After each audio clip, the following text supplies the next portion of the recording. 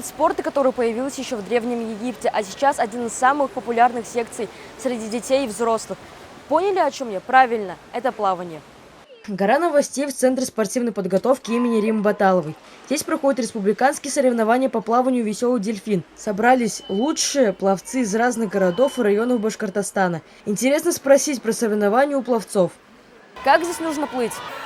Надо хорошо тренироваться на тренировках, соблюдать режим и, главное, уверенность в себе. 200-комплексное плавание – это когда ты плывешь сначала батом, потом на спине, потом брасом и кролем. Как попасть на эти соревнования? Надо хорошо плыть на тренировках, отобраться на отборочном дельфине и хорошо поплыть здесь. Я приехала из Нефтекамска, сюда приехало 10 девочек, 10 мальчиков. Соревнуются команды из Уфы, Нефтекамска, Салавата, Стерлитамака, Туймазов, Кумертау, Октябрьска, Кондров, Белебея, Белорецка, Янаула, Чешмов и Дерсюлей. Принимают участие 108 девочек и 92 мальчика с возрастными категориями от 2011 по 2013 год. Интересно, а как плыть, чтобы победить? Как прошел твой заплыв?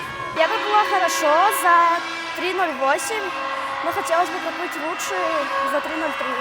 Есть ли у вас какие-то эстафеты? Эстафеты есть.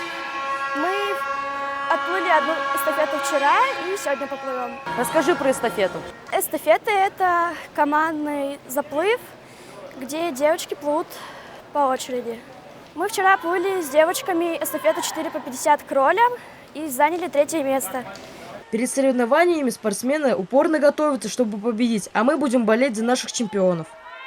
Плавание – это вид спорта не только для мальчиков, но и для девочек, и попробовать может каждый.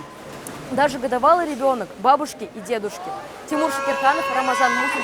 Специально для Горы новостей.